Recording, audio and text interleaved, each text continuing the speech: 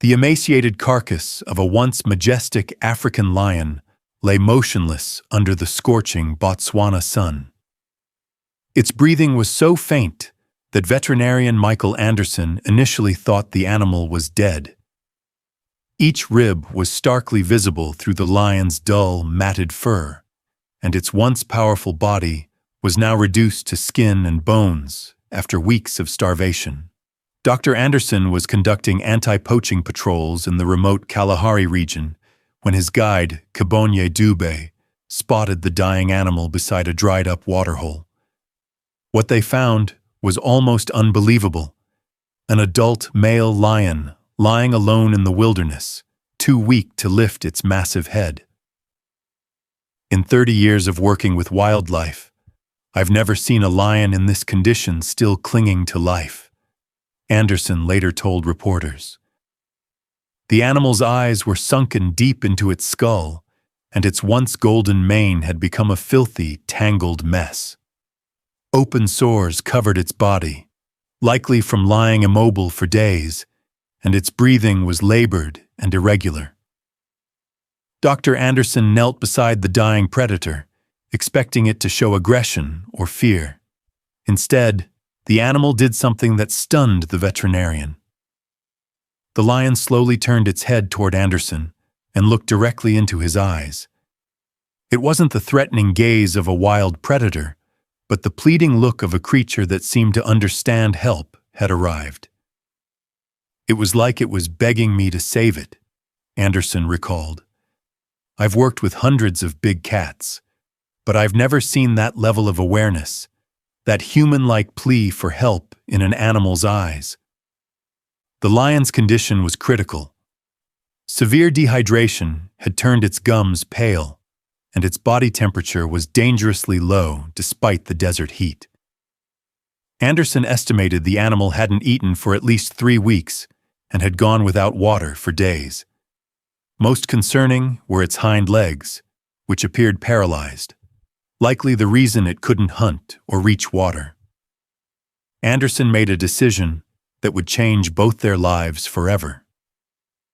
Instead of following standard protocol to euthanize the suffering animal, he chose to undertake an unprecedented rescue in the field, saving a dying wild lion in one of Africa's most remote regions. Every bit of veterinary training told me this lion was beyond saving, Anderson admitted.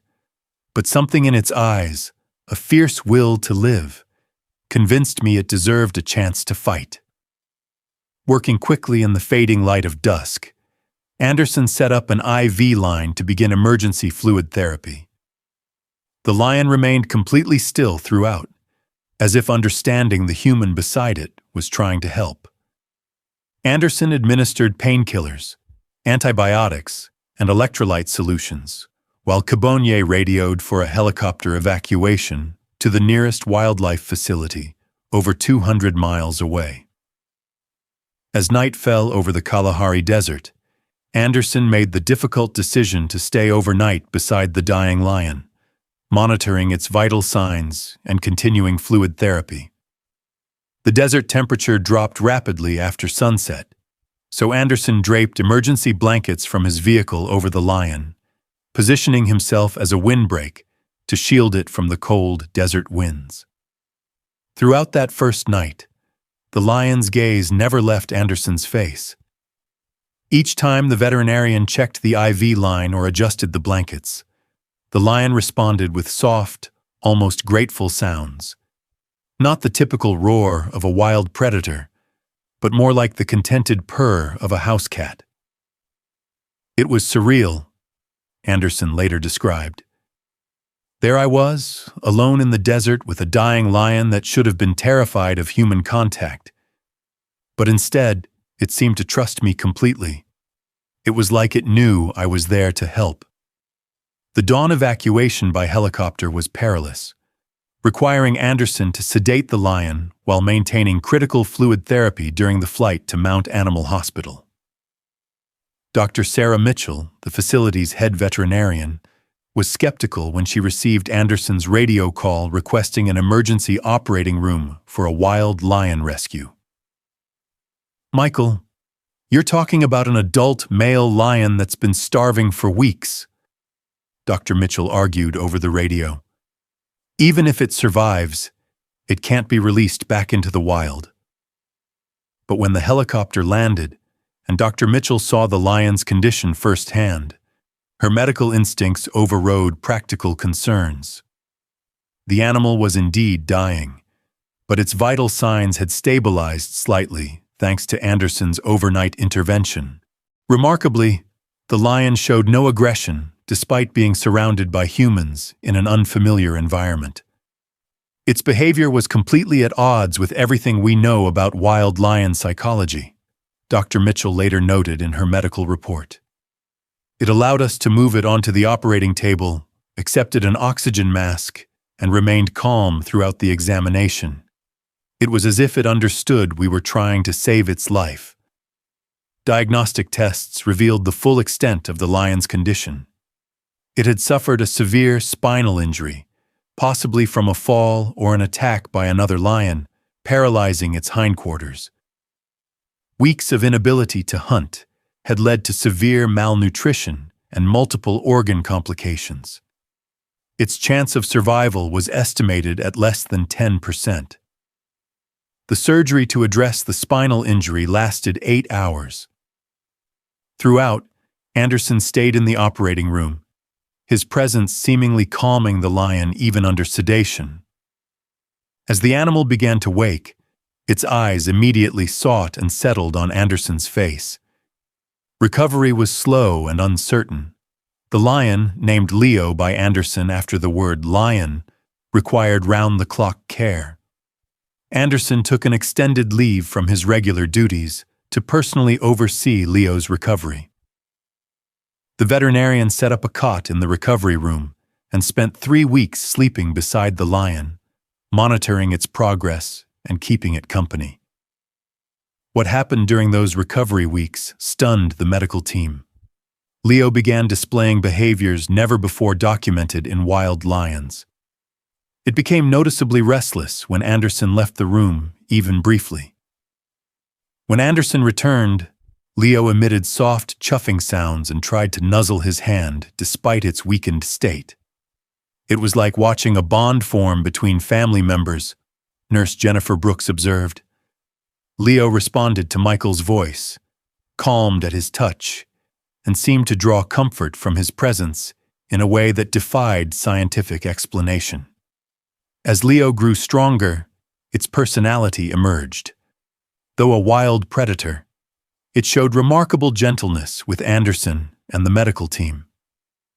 It learned to tolerate physical therapy sessions for its paralyzed legs, seemingly understanding the uncomfortable exercises were aiding its recovery. The turning point came in the 4th week of recovery. Anderson was conducting a routine check when Leo did something that left everyone speechless. The lion, unable to move its hind legs since its rescue, suddenly lifted its tail and flexed its back paw. The spinal injury was healing, and sensation was returning to its lower body. Dr. Mitchell called it medically inexplicable. The type of spinal damage Leo had suffered typically resulted in permanent paralysis. Yet somehow, through a remarkable will to live, combined with intensive care and emotional support from Anderson, Leo defied medical expectations. Video footage of Leo's first attempts to stand went viral on social media, shared millions of times worldwide. Images of Anderson supporting the lion as it took its first shaky steps since the rescue brought viewers to tears, and donations poured in from around the globe to support Leo's recovery. 6 months after its rescue, Leo achieved a recovery that veterinary experts called medically impossible. The lion, once paralyzed and dying in the Kalahari Desert, could now walk, run, and display the strength and vitality of a healthy adult male lion. But what happened next captured the world's attention in a way no one could have predicted. Anderson had built a specialized enclosure at his research facility, designed to meet Leo's unique needs as a formerly wild lion unable to return to the wild. The plan was simple: provide Leo a comfortable retirement where it could live safely, free from the dangers that nearly killed it. But Leo had other ideas. One warm morning, as Anderson entered the enclosure for their daily interaction, Leo did something that stunned the veterinarian. The lion slowly approached, then gently took Anderson's wrist in its massive jaws, not biting, but holding it with the delicate precision of a lioness carrying her cub. Then Leo began leading Anderson toward the enclosure's gate, its intent clear. It wanted to leave, not to escape, but to go somewhere with Anderson. At the gate, Leo released Anderson's wrist and sat down, staring into his eyes with a look that seemed to say, "Trust me." Against all protocol and professional judgment, Anderson made a decision that would forever change wildlife rehabilitation. He opened the gate. What followed was captured by multiple cameras and broadcast live worldwide. Leo walked calmly beside Anderson as they left the facility grounds, showing no intent to flee or display aggression. Instead, the lion seemed to be leading Anderson to a specific place. They walked nearly 2 miles through the African bush, with Leo occasionally glancing back to ensure Anderson was following. News helicopters buzzed overhead as millions watched the unprecedented scene. A man walking freely beside an adult male lion in the wild. The destination became clear when they reached a small pride of 3 lionesses and their cubs, struggling to survive in a drought-ravaged area. Anderson recognized this as the pride he'd monitored during anti-poaching patrols in the same region where he'd found Leo dying. What happened next stunned wildlife experts worldwide. Leo approached the lionesses and began displaying protective behaviors, positioning itself between them and potential threats, while emitting soft sounds that seemed to convey Anderson's peaceful intent. The lionesses, which should have been alarmed by a human's presence, remained calm and allowed Anderson to approach. Clearly, Leo had brought Anderson here for a purpose. The pride was suffering from the same drought conditions that nearly killed Leo. Their usual water sources had dried up, and the lionesses were struggling to find enough prey to feed their cubs. Anderson realized Leo wasn't just expressing gratitude for being saved. It was asking Anderson to help save its extended family. In the weeks that followed, Anderson set up a water station and feeding program for the pride, coordinating with local conservation agencies to ensure their survival through the dry season. Leo stayed by Anderson's side throughout, acting as a bridge between the human world and the pride. Footage of a wild lion leading a human to help its pride became the most viewed wildlife video in internet history. Dr. Jane Goodall called it the most extraordinary display of interspecies cooperation and communication ever recorded. Eventually, Anderson had to return Leo to the facility for its safety, but the bond between them remained unbreakable. Leo lived another 7 years, becoming an ambassador for lion conservation and helping raise millions of dollars for wildlife protection programs. When Leo passed away peacefully, Anderson was by its side, holding the gentle giant that had once lain dying alone in the desert. Leo's legacy lives on through the conservation programs its story inspired and the profound lesson it taught the world about the emotional intelligence and capacity for gratitude that exists in all creatures. Leo taught me that the line between human and animal consciousness is far thinner than we think, Anderson said at Leo's memorial. It didn't just survive. It chose to use its second chance at life to help others. That's a lesson any human would be proud to learn.